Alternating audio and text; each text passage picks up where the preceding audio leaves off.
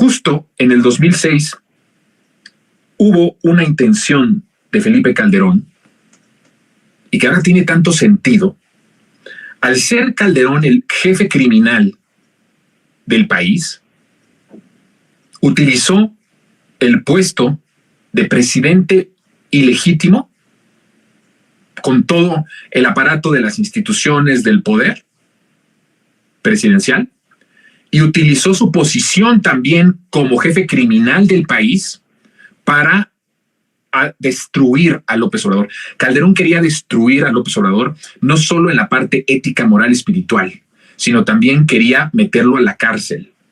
Quería incriminarlo directamente con el crimen organizado. Miren, hay dos personajes importantes que en vísperas del resultado de la imposición de Calderón como presidente usurpador, empezaron a buscar, haciéndose de sus relaciones que tenía pues, como presidente y como jefe criminal, para incriminarlo. Hay dos personas, Marco Mejía y Silvio Hernández, que fueron dos escoltas de Andrés Manuel López Obrador, que estuvieron y que lo acompañaron durante su campaña en el 2006. A ellas, pues rechazaron ser testigos protegidos de la entonces Procuraduría General de la República. Se les pedía a ellas también firmar declaraciones falsas para vincular a López Obrador con el cártel de los Beltrán Leiva. Estos dos integrantes fueron pues integrantes del círculo cercano del presidente, en ese momento el candidato López Obrador, en 2006, y fueron detenidos. Fueron detenidos, o sea, no fue una cuestión que solamente como rumores, ¿no? O acusaciones. No, fueron realmente ellos detenidos en el sexenio de Calderón, y estaba buscando Calderón justamente que pudieran ellos testificar en contra de López Obrador, porque no hay alguien que tenga, y eso hay que decirlo, no hay, dentro de todo, no hay alguien que pueda tener más acceso a información tuya, a tu día a día, que las escoltas. Bueno, yo nunca he tenido escoltas, pero tengo amigos que tienen escoltas, conocidos que tienen escoltas. Y platicando con ellos, hablaba yo sobre que la parte de la intimidad, ¿no? Pues se rompe la intimidad completamente, y en todo caso las escoltas que tienes se convierten pues en personas que conocen tus actividades, tus gustos, tus debilidades, lo que dices, lo que hablas, quiénes te acompañan, quiénes se suben, con quiénes te reúnes, pues te conocen todo. Literalmente te conocen todo. Entonces tienes que hacer amistad con ellos de alguna forma, ¿no? Y cuando andas en malos pasos, pues es evidente que tienes que cuidarte mucho. No es el caso del presidente. Andrés Manuel no tenía nada de qué avergonzarse y entonces no había problema. Pero ellos pensaron, estos perversos, que al poder detener a las dos escoltas que lo acompañaron en la campaña, podían sacarles muchísima información, y por el otro lado podían proponerles que incriminaran al presidente, en entonces, que yo nunca le voy a dejar de decir presidente, pero bueno, al candidato, al entonces candidato a la presidencia, López Obrador. Y entonces, pues los detienen. Y entonces los empiezan a decir, bueno, pues hay señalamientos de presuntos vínculos con el crimen organizado. Al final llega a los tribunales federales, llega a los jueces y a los tribunales federales. ¿Y usted cree que fue lo que pasó? Pues que salieron por falta de pruebas, ¿sí? Por contradicciones e inconsistencias de las acusaciones en su contra. Bueno, estos dos escoltas revelan que a partir de 2013 el gobierno de Felipe Calderón intenta convencerlos de vincular a López Obrador con el crimen organizado, con el narcotráfico, y entonces les pone la posibilidad de declaraciones de testigos protegidos, ¿sí? Como el de Jennifer, ¿no? Y el ofrecimiento de la misma figura jurídica para declarar en contra del actual mandatario. Por supuesto que los colaboradores, que eran pues guardias de la campaña en 2006, se negaron a colaborar porque era totalmente falso. Rechazan evidentemente incriminar a López Obrador con el narcotráfico, con declaraciones falsas o fabricadas, y entonces ambos que fueron detenidos pues fueron procesados justamente por cargos de delincuencia organizada y delitos contra la salud. Pero, o sea, fueron procesados estas dos personas, pero el Ministerio Público no logra comprobar, una vez que les procesan, el Ministerio Público no logra comprobar las imputaciones y entonces fueron liberados y absueltos de manera definitiva e inapelable. Estamos hablando de estos dos personajes y estamos hablando de una construcción de delitos que Calderón quería y que llegó hasta sus últimas consecuencias, porque estas dos personas fueron procesadas.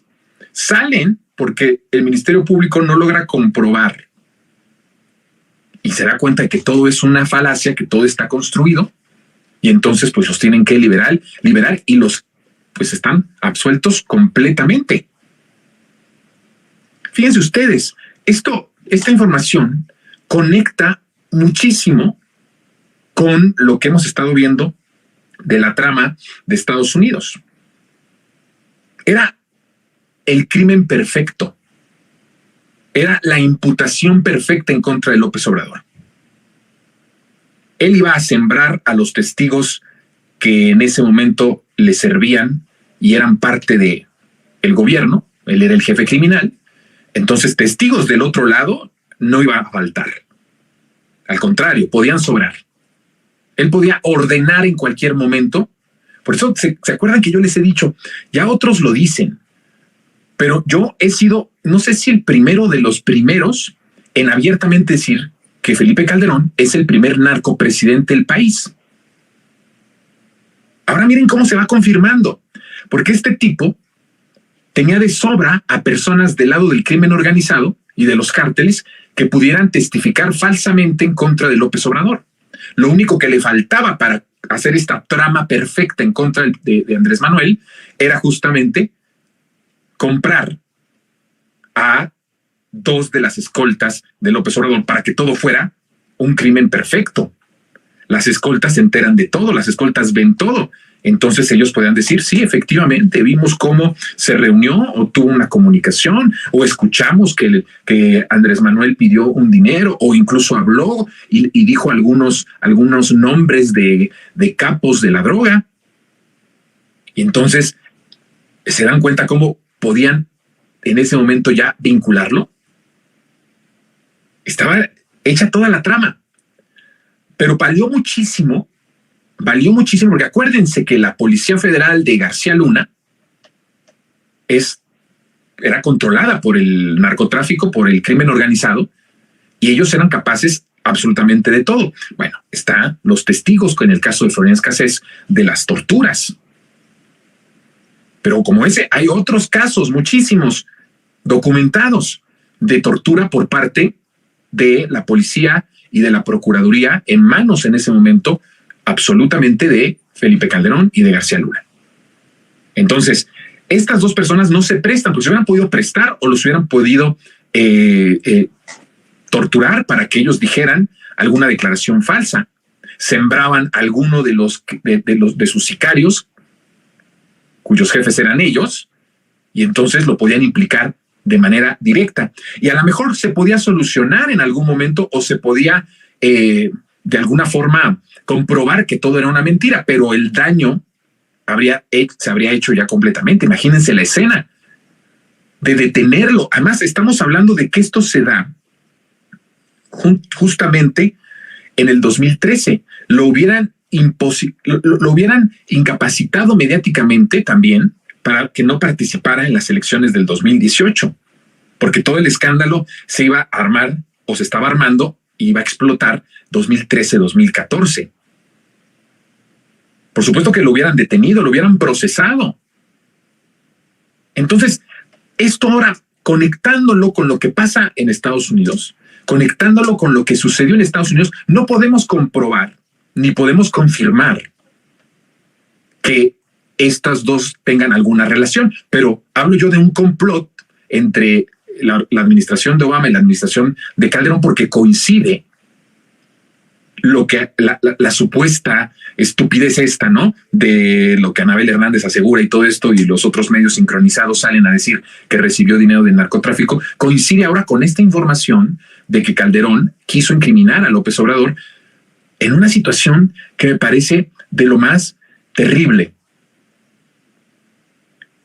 ¿En manos de quién estuvo el país durante 6 años? ¿Cómo pudimos usted y yo permitir que Felipe Calderón tomara las riendas del país? Es que el grado de perversidad de estas personas es inaudito.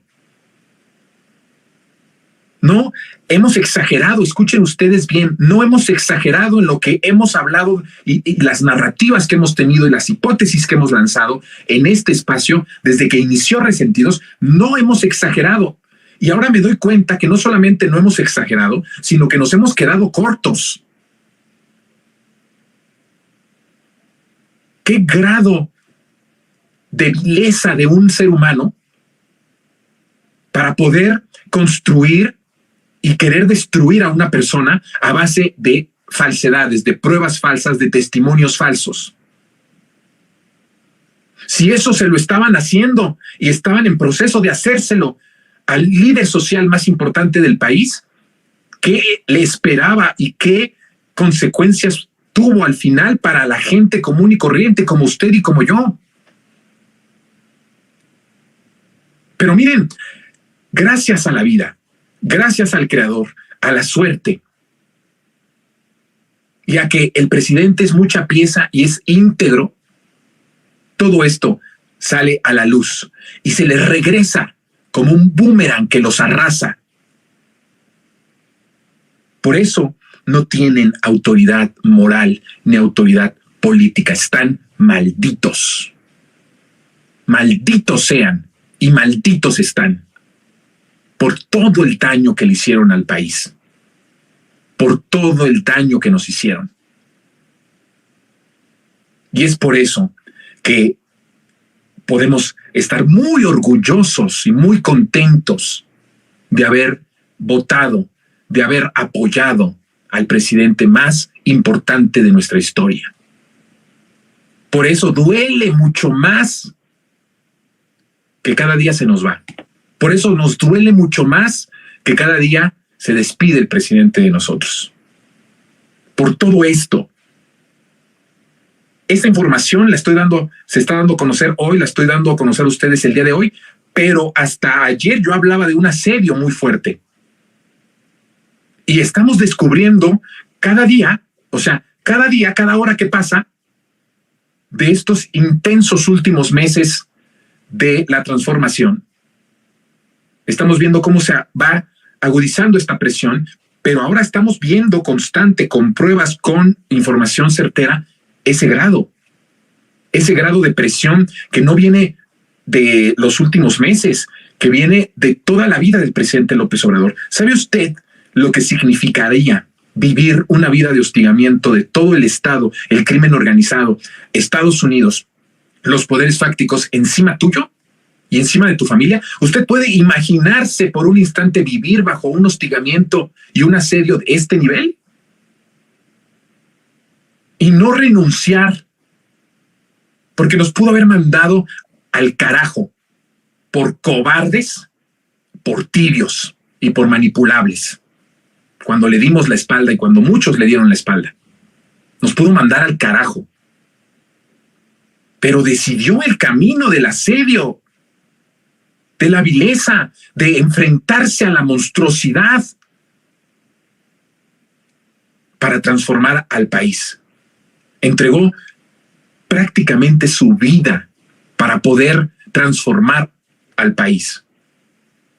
Yo no me imagino vivir con el hostigamiento y el asedio de Estados Unidos, del crimen organizado, del presidente de la República en ese momento, Felipe Calderón, de los poderes fácticos, de los medios de comunicación, de todas esas personas. Yo no me lo imagino.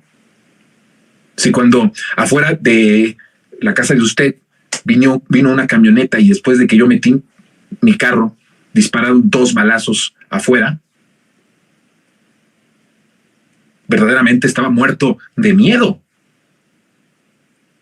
Imagínense vivir con el asedio todo el tiempo de estos monstruos. Por eso propongo la campaña de que los empecemos a visibilizar no como estúpidos. Por eso vuelvo a decir, dejemos de pitorrearnos de esta clase asesina. No merecen ni siquiera que nos burlemos de ellos.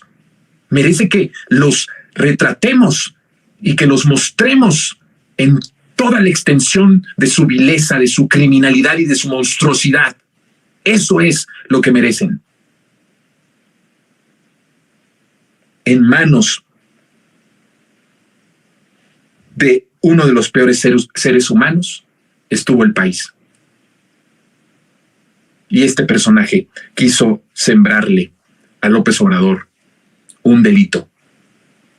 Y ahora tiene sentido esto que estoy diciendo con lo que sucedió y lo que está sucediendo, con lo que se revela. Pero ¿ven cómo se les regresa? Ahora ya podemos vincular que esto fue un complot no solamente de Felipe Calderón, sino de Obama. Y en algún momento el presidente Obama decide también hacerse a un lado, decide no intervenir más porque el costo podría haber sido terrible. Y entonces se echa para atrás. Deja solo a Calderón en su intento estúpido, monstruoso y perverso, pero él también se le viene atrás porque no pudo continuar con el procedimiento, porque tal vez hubo un juez y tal vez hubo una entereza de esas personas que también eran íntegras, a las cuales fueron procesadas a un infierno por el capricho, por la perversidad y la maldad de Felipe Calderón, de no doblarse. Porque si algún juez hubiese sido ahí, hubiera tocado uno de esos jueces que ahora estamos padeciendo, imagínense ustedes el momento y lo trágico que hubiera sido. Porque por el lado de la criminalidad hay de sobra personas a las que con una llamada Felipe Calderón podía haberles dicho: vas a testificar y vas a decir esto. Por eso cuando muchos me dicen, ustedes crean tramas como de películas de ciencia ficción, me ataco de la risa de que cada día se comprueba más que lo que aquí hemos dicho, el enfrentamiento directo que hemos hecho desde aquí con el genocida de Felipe Calderón, cada vez toma mucho más sentido. ¿Y no sabe qué orgullo me da? ¿No sabe qué orgullo me da que de la generación y de mi generación de periodistas soy el único que se atreve a decir esto? Y el único que lo ha dicho en televisión abierta y en internet. ¿No sabe el timbre de orgullo que me da enfrentar al genocida de Felipe Calderón? Porque ha sido el peor daño para el país.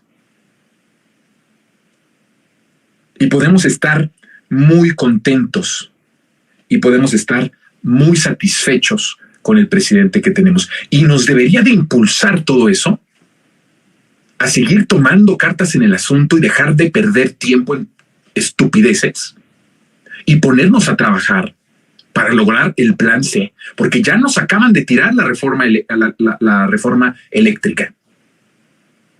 Y ante ese asedio y ante esas políticas antipatriotas, que vuelvo a decir, son personalísimas, son una ofensa y son un atentado en contra de nosotros, el pueblo de México. Eso es lo que no ve el crimen organizado, eso es lo que no ve Estados Unidos, eso es lo que no ven los potentados, que lo que le rechacen a López Obrador, lo que le hagan al presidente López Obrador, es una ofensa personal al pueblo mexicano. Y si no nos levantamos ahora, no estemos llorando en los siguientes meses o en los próximos años, Si no hacemos el trabajo que nos corresponde hacer ahora, ni estemos de chillones y de chillonas en los próximos meses y en los próximos años. De no haber hecho lo que teníamos que hacer, de no haber dicho lo que teníamos que decir, de no haber tenido la valentía de decir y hacer lo que teníamos que hacer y de estar a la altura del presidente que cada día se nos está yendo. Entonces, tenemos que ir al plan C. El plan C es nuestro López Obrador de 2024. Qué bonito, ¿verdad? Lo vuelvo a repetir.